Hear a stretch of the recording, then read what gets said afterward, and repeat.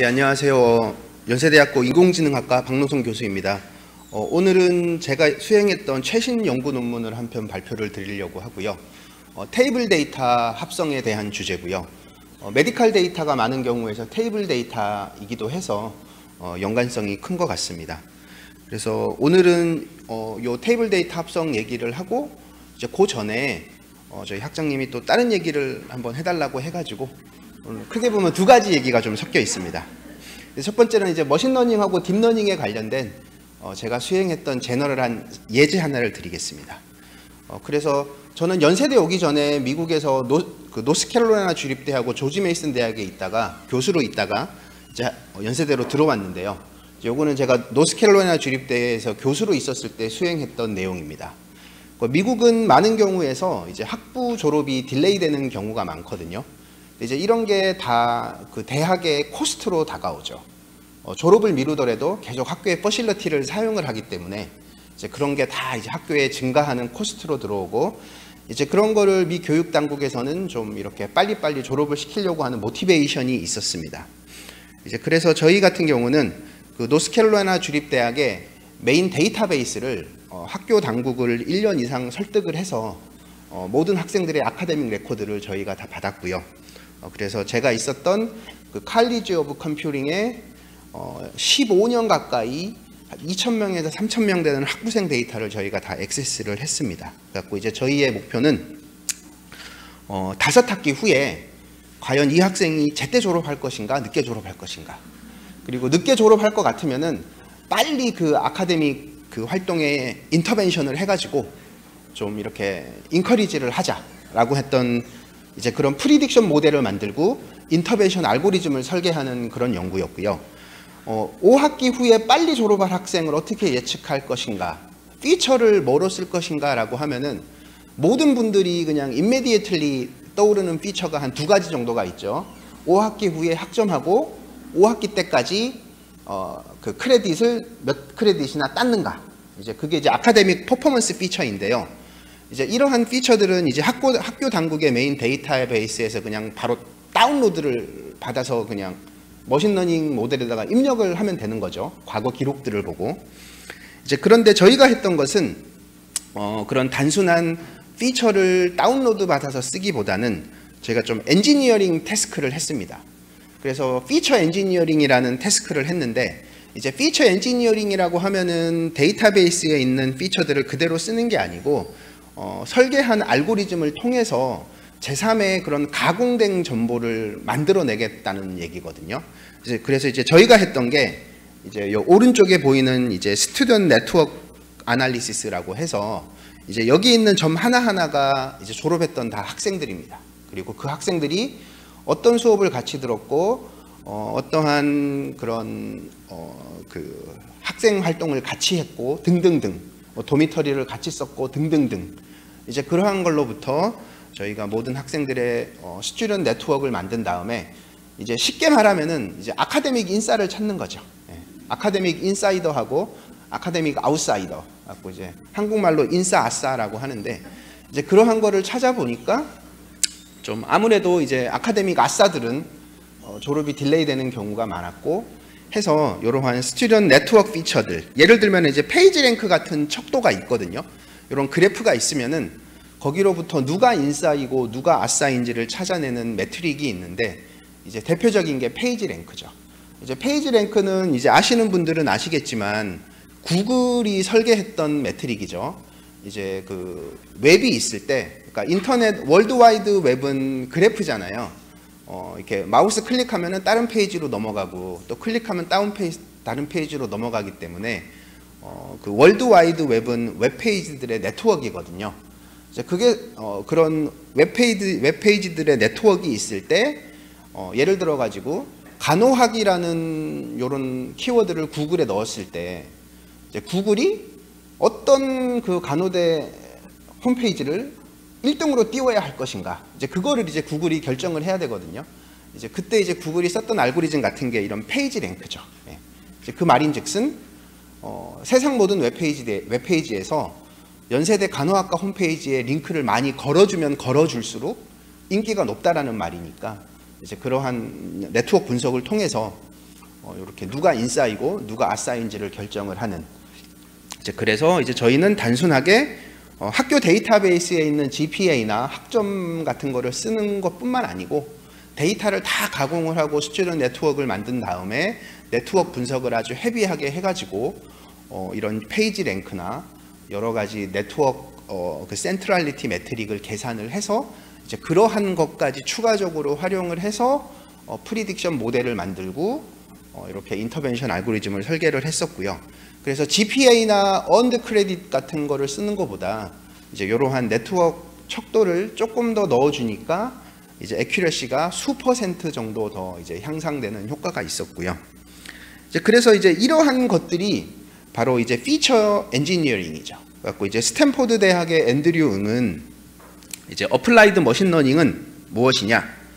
어플라이드 머신러닝의 핵심은 기본적으로 피처 엔지니어링이라고 이제 앤드류 응 교수는 얘기했죠.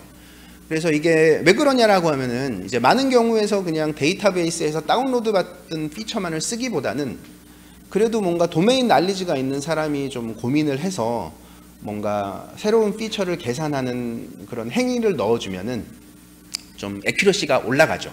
클래시컬한 머신러닝에서 뭐 예를 들면은 로지스틱 리그레션을 쓴다든가 디시전 트리를 쓴다든가 뭐 SVM을 쓴다든가 할 때는 거의 대부분 이렇게 사람이 매뉴얼리 인풋 피처를 뭐를 넣어줄까 다 설계를 하게 되잖아요. 그때 이렇게 피처들을 내가 어떻게 가공을 하고 어떤 피처들을 넣어줄지를 좀 고민을 하고 엔지니어링 워크를 해주면은 아무래도 뭐 디시전 트리 같은 클래시파이어들이 조금 더 잘 해준다라고 하는 그런 얘기고요. 그래서 피처 엔지니어링은 어플라이드 머신러닝의 핵심인데 이제 많은 경우에서 되게 톨처러스 하기도 합니다. 뭐 내가 한 달을 걸려가지고 피처 엔지니어링 알고리즘을 만들고 때로는 이거 계산하는데 엄청 오래 걸리거든요. 계산하는데 다운로드 받는 건 그냥 다운로드지만 그 새로운 수치값을 계산하는데 막 뭐 일주일이 걸리기도 하고 라지 스케일 알고리즘을 돌리면은. 근데 이제 계산해서 넣어봤더니 액큐러시가 안 오르는 거죠. 이제 그러면은 또 이제 지도 교수님한테 혼나고 이제 계속 그 이제 쳇바퀴를 도는 거예요. 계속 쳇바퀴를 도는 거죠. 이제 그러다가 액큐러시가 오르면은 이제 그 이제 쳇바퀴를 탈출을 하는데 이제 그래서 이런 어플라이드 머신러닝 일들이 때로는 되게 고통스럽습니다. 하는 입장에선 되게 고통스럽습니다. 피드백 주는 입장에선 정말 쉬운데 하는 입장에선 되게 고통스럽습니다. 그래서 이제 머신러닝하고 딥러닝을 비교하자라고 하면은 어떤 데이터베이스가 있을 때 인풋이 들어왔었을 때 이 도메인 날리지하고 엔지니어링 소양을 갖고 있는 이 사람이 이 두 개가 동시에 있어야 됩니다. 또는 두 사람이 코워크를 해야 됩니다. 그런 상황에서 피처 엔지니어링 또는 피처 익스트랙션 작업을 통해 가지고 아주 축약되고 하이 퀄리티의 피처를 만든 다음에 이제 전통적인 클래시피케이션 알고리즘에 넣어 가지고 뭐 이게 자동차다 자동차가 아니다 분류하는 이제 요런 게 이제 아주 전통적인 머신러닝이죠. 근데 딥러닝이라고 하면은 이게 뭐냐라고 하면은 이제 요 그림상에서 보면은 여기는 레이어가 4개가 있잖아요. 갖고 이제 딥하다라고 하는 게 이제 뉴럴 네트워크의 이 계층이 아주 딥하다라는 얘기인데 계산량이 많습니다. 계산량이 많고 예를 들면은 4개 레이어가 있으면은 뉴럴 네트워크에 4개 레이어가 있으면은 초반 3개가 뭐를 하냐라는 거냐라고 하면은 사람 대신 피처 엔지니어링을 해주는 것입니다. 그래서 딥러닝을 쓰게 되면은 대부분의 경우에서는 그냥 로 데이터를 그냥 넣어버립니다.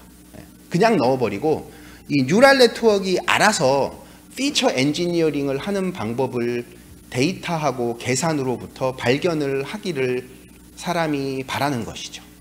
그래서 이게 너무 고통스러운 이 일을 이제 기계한테 시키겠다라고 하는 얘기죠. 그래서 딥러닝이 석세스 하려고 하면은 데이터가 일단 엄청나게 많아야 됩니다. 그리고 계산을 할 수 있는 엄청난 서버가 있어야 됩니다. 그래서 요런 아까 스튜던트 네트워크로 딱 돌아가서 얘기를 하면은 이거는 학생 2,000명 정도밖에 안 되기 때문에 딥러닝을 쓸 수 없어요. 딥러닝을 쓰면은 딥러닝이 알아서 이런 네트워크를 만들고 내부적으로 이런 페이지 랭크에 상응하는 값을 계산을 해줄 것인가? 2,000개밖에 샘플이 없는데 거의 불가능이죠. 이제 이럴 때는 사람이 해줘야 됩니다. 그런데 뭐 사람 수가 막 수천억 명이 된다. 샘플이. 그리고 계산량이 엄청 할 수 있는 서버가 있다라고 하면은 그냥 계산을 드립다 계속 돌리면은 어느 순간 이 컴퓨터가 지가 알아가지고 이 페이지 랭크나 네트워크에 상응하는 비슷한 값을 지가 알아서 계산을 해버립니다. 뭐 이렇게 사람이 생명체가 진화하는 거하고 비슷한 그런 상황이라고 보셔도 뭐 비슷할 것 같아요. 그래서 일단 데이터가 많고 계산을 많이 할 수 있으면은 뭐 사람은 귀찮으니까 그냥 기계한테 딱 시키면은 그게 그 도메인의 전문가가 하는 피처 엔지니어링하고 비슷한 또는 더 나은 피처 엔지니어링을 해주는 게 이제 딥러닝이다라고 보시면 되겠습니다. 근데 데이터가 많아야 되고 계산량이 많아야 됩니다. 예를 들어서 알파고가 이세돌을 이겼을 때 그 알파고를 어떻게 학습하냐라고 하면은 처음에는 이세돌하고 이창호 같은 사람들의 기보를 가져다가 지도 학습을 합니다. 그러니까 알파고한테 이런 상황에서는 이세돌이 여기다 나왔으니까 너도 여기다 놔라고 알파고한테 가르쳐요. 이게 잘 되면은 알파고가 얼추 이세돌하고 이창호만큼 두는 거거든요. 이 수준까지 오르면은 그 다음부터는 알파고하고 알파고를 붙입니다. 이창호하고 이창호끼리 바둑을 두게 하는 건데 컴퓨터는 그러니까 사람은 바둑 한 판 두는데 하루에 몇 판 못 두거든요. 근데 컴퓨터는 뭐 하루에 뭐 수천만 판을 두죠. 이세돌하고 이세돌이 자기가 자기하고 바둑을 두는데 하루에 수천만 판을 둔다라고 해보세요. 그러면은 그게 진보하는 속도가 절대 사람이 따라잡을 수가 없거든요. 그래서 이런 딥러닝의 메커니즘은 방대한 데이터 그리고 사람이 절대 불가능한 지치지 않는 컴퓨터, 뭐 혼나도 지치지 않죠. 그냥 주구장창 학습을 하는 이거를 절대 생물은 따라잡을 수 없기 때문에 이제 그런 걸로 이러한 디피컬티를 오버컴하는 게 딥러닝 기술의 핵심이 되겠습니다. 이제 그러고 나면은 이제 오늘의 본 주제로 넘어와서 제가 테이블 데이터 합성 얘기를 드리겠습니다. 저는 테이블 데이터 합성을 이제 미국의 교수로 있을 때부터 했었는데요. 테이블 데이터 합성은 사실 여러 가지 목적으로 쓸 수가 있습니다. 예를 들어서 데이터가 임밸런스드 되어 있을 때 마이너 클래스에 대해서 증강하는, 오그멘트하는 목적으로 테이블 합성을 쓸 수도 있고요. 그 다음에 원본 데이터의 프라이버시를 보호하기 위해서 가짜 데이터를 파트너한테 주기 위해서 생성하는 그런 목적으로도 쓸 수가 있습니다. 그리고 또 하나는 멜리셔스 유저가 있을 때, 좀 악의를 가진 사용자들이 있을 때 그 사용자들을 속이는 목적으로 이렇게 페이크 데이터를 만들어 가지고 일부러 주기도 합니다. 그래서 이제 이러한 세 가지 범주에서 태블러 데이터 합성을 많이 연구를 하고 있고요. 이제 그 중에 예제 하나를 보도록 하겠습니다. 이제 오른쪽 위에 테이블 1번이 있는데요. 이제 여기 보면은 이제 레코드 하나가 어떤 사람이죠. 그 사람의 우편번호, 나이, 셀러리, 디지즈가 있습니다. 이제 여기서 보면 찝 코드하고 에이지라고 하는 게 이제 QID, 쿼지 아이덴티파이어거든요. 그러니까 주민등록번호 같은 아이덴티파이어는 아닙니다. 그런데 찝 코드하고 에이지나 이런 몇 가지 피처들을 조합을 해내 가서 보면은 누군지 특정할 수 있어요.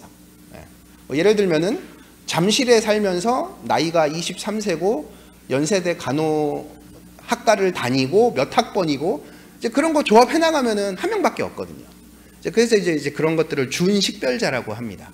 그래서 이런 준식별자들은 사실 데이터가 릴리즈 되기 전에 이런 데이터 애노니마이제이션 테크닉을 활용을 하면은 값을 하나 마스킹 해버리죠. 그리고 나이를 뭐 40대 이하 이런 레인지로 바꿉니다. 마스킹하고 값을 레인지로 바꿔서 릴리즈를 하게 되면은 처음에 있는 세 명이 다 똑같잖아요. 마스킹하고 레인지로 바꾸게 되면은 오리지널 데이터에서는 세 명이 누군지 알 수 있지만 여기서는 이 세 명이 똑같으니까 뭐 세 명 중에 한 명이겠거니 잘해야 뭐 그 정도밖에 파악이 안 되는. 이제 그래서 데이터를 보호하는 게 이제 데이터 애노니마이제이션인데 이런 데이터 애노니마이제이션이 사실은 되게 위험합니다.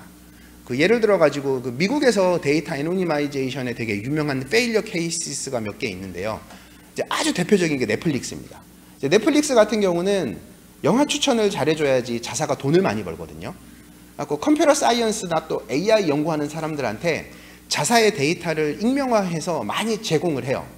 우리를 위해서 추천 알고리즘을, 영화 추천 알고리즘을 연구해 달라고 많이 릴리즈를 하죠, 데이터를. 근데 문제는 미국 사람들은 넷플릭스에서 영화를 보고 이제 IMDb라는 웹사이트에다가 리뷰를 남기거든요.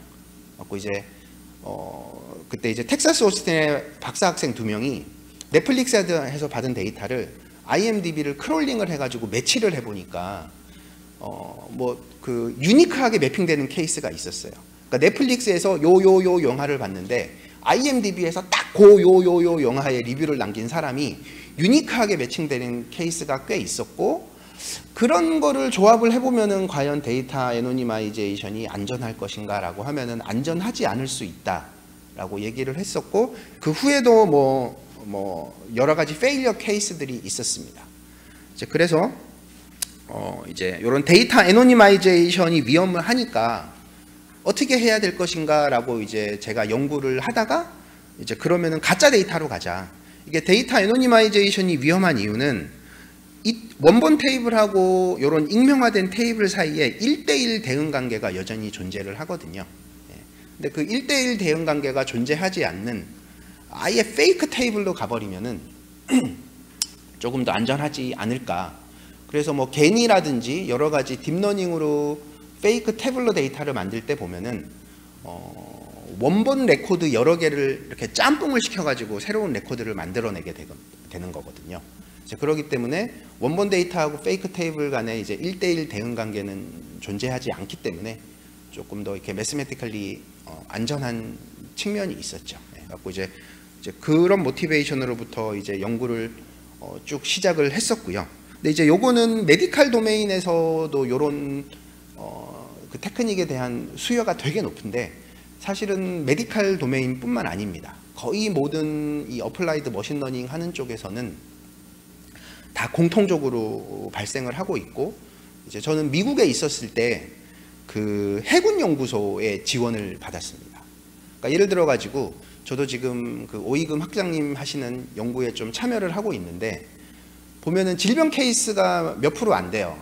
뭐 97%는 정상인이고 뭐 3%가 정말 관심 있는 케이스죠. 그러니까 아주 하일리 임밸런스드한데, 이제 이런 게 이제 사이버 해킹에서도 똑같거든요. 연세대도 보면은 뭐 중국 해커들이 많이 침입을 할 수가 있는데, 이런 컴퓨터 네트워크 오퍼레이션 타임의 99%는 정상 타이밍이고, 정말 해커가 침입해서 위험한 그런 로그가 남는 시기는 얼마 안 되거든요. 그래서 이제 그러한 문제들을 해결하기 위해서 이제 미 국방부에서 좀 그 사이버 해킹에 대응하기 위한 그런 연구를 했었는데, 이제 그러한 수요가 똑같이 이런 메디칼 도메인에서도 이제 똑같이 발생을 하게 되는 거죠.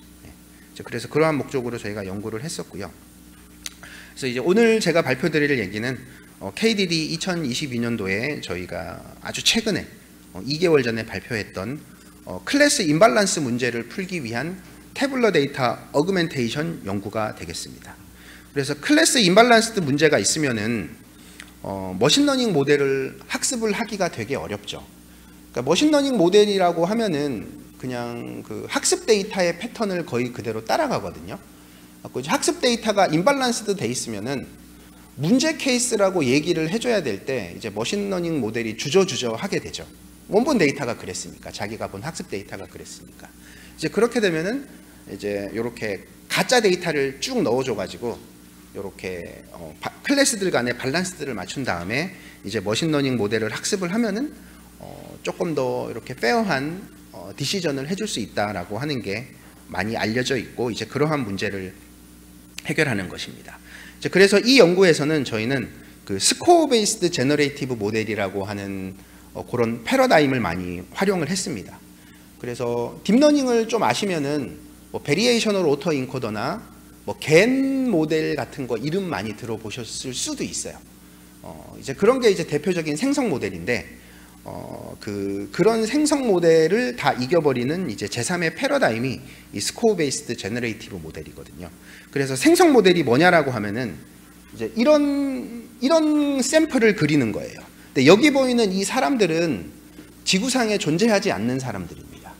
딥러닝이 눈, 코, 귀, 입을 여러 명에서 따와가지고 여러 명의 눈, 코, 귀, 입이나 그런 얼굴 피처들을 잘 믹스를 해가지고 진짜처럼 보이게 한 거거든요. 그래서 세상에 존재하지 않는 사람들이고요. 이제 이미지로 치면은 이제 이러한 샘플들을 만들어내는 거죠. 태블러 데이터라고 치면은 뭐 테이블에 있는 여러 가지 컬럼들을 여기저기 레코드에서 따와가지고 얘를 잘 버무려가지고 쫙 새로운 레코드를 만드는데 이제 그게 원본 데이터에는 존재하지 않지만 사람이 딱 보면은 되게 있음직한 레코드를 만들어내는 게 이제 테이블 데이터 기준의 생성 모델이 되겠습니다. 그래서 스코어 모델에 대한 제가 아주 짧은 수학적인 워킹 메커니즘을 설명을 드릴 건데요. 여기 보면 X0라고 하는 게 이제 원본 이미지죠. 원본 이미지가 이제 어떤 사람의 이미지가 있다라고 하면은 이 이미지에다가 계속 조금씩 노이즈를 더 씌웁니다. 그래서 이제 요 노이즈를 더 씌우는 게 이제 여기 보이는 스토캐스틱 디퍼런셜 이큐에이션을 따라 가지고 노이즈가 더 씌워지는데 요 스토캐스틱 디퍼런셜 이큐에이션은 브라우니안 모션입니다. 저 예전에 학교 다닐 때 요새 학생들은 뭐 그런 거 안 배운다 그러는데 저는 예전에 뭐 초중고 갈 때 뭐 꽃잎이 이렇게 물 위에 떨어지면은 그 꽃잎이 물 위에서 브라우니안 모션을 하면서 얘가 랜덤으로 막 움직이잖아요. 이제 그때 그 브라우니안 모션이거든요. 이제 그래서 예를 들어 가지고 원본 이미지가 100픽셀 바이 100픽셀. 그러니까 100픽셀 바이 100픽셀이면은 이미지 하나에 전체 만 개의 픽셀이 있는 거잖아요. 이제 그러면은 특정 이미지 하나가 만 차원에서의 좌표라고 봐도 돼요. 네. 만 차원에서의 좌표라고 봐도 되고 이제 거기다가 랜덤 노이즈를 더 씌우는 게 만 차원의 좌표에서 그냥 브라우니안 모션으로 이렇게 랜덤 점핑을 하는 거죠. 근데 이렇게 막 랜덤 점핑을 하다 보면은 어느 순간 거의 노이즈만 남습니다. 원래의 시그널, 원래의 위치는 거의 잊어버리고 좀 이렇게 브라우니안 점핑을 해가지고 거의 랜덤하게 가는 거죠.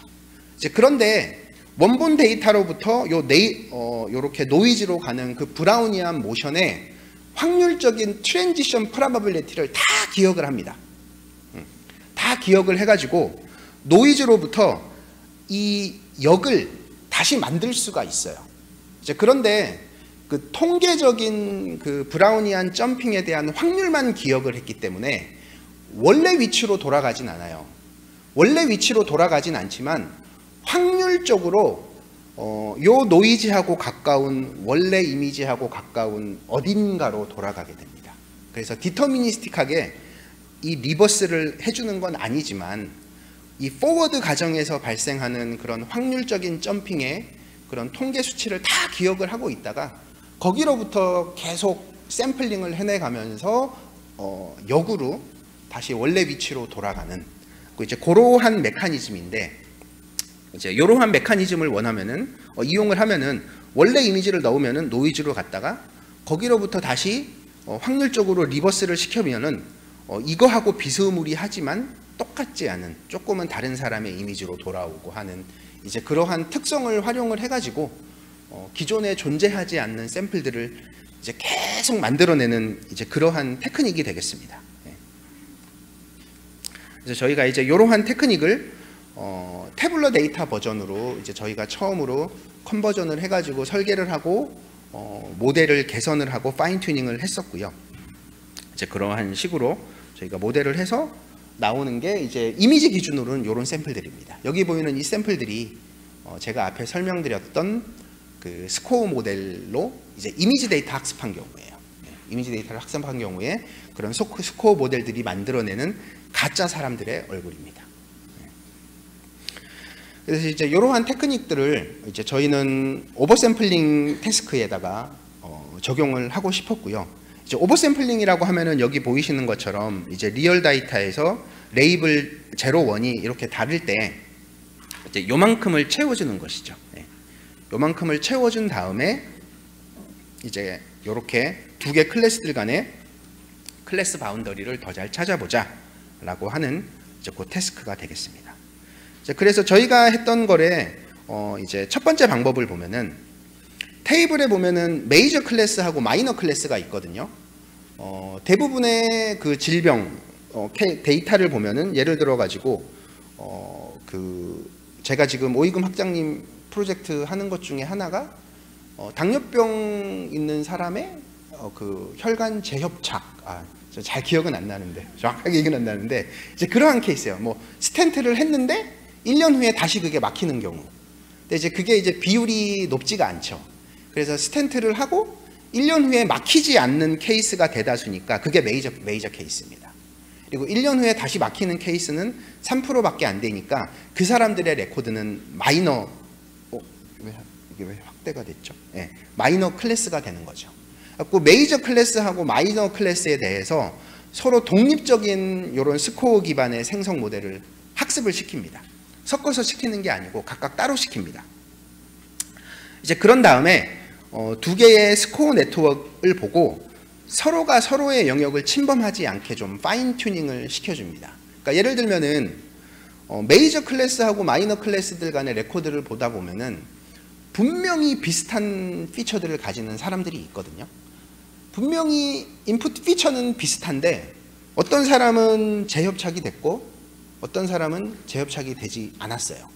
이제 그러한 좀 언클리어한 리전에서는 샘플링을 해주면은 약간 애매할 수가 있기 때문에 이제 그러한 영역에서는 샘플링이 되지 않게 이제 두 모델들 간의 파인 튜닝을 해줘가지고 조금 샘플링의 안정도를 높이는 겁니다. 이제 그런 다음에 어떻게 샘플링을 하냐라고 하면은 이제 옵션 1에서는 혈관 재협착이 일어나지 않은 사람이에요. 메이저 클래스니까 플러스가 붙은 게 메이저 클래스거든요. 혈관 재협착이 일어나지 않은 사람을 포워드 SD, 브라우니안 모션으로 쭉 점핑을 시켜 나가면은 이제 여기 남는 거는 T스텝 후에, 그러니까 브라우니안 모션을 T스텝을 밟았다는 얘기입니다. 이제 그러면은 거의 노이즈 레코드가 되겠죠. 근데 이 노이즈 레코드를 갖다가 리버스를 할 때 마이너 클래스의 모델을 갖다가 리버스를 시킵니다. 이제 그러면은 원본 데이터, 그러니까 혈관 재협착이 없는 사람의 레코드가 혈관 재협착이 있는 사람의 레코드로 이렇게 컨버전이 되는 거죠. 이게 이제 대표적으로 딥러닝 쪽에서는 그 스타일 컨버터라 그러거든요.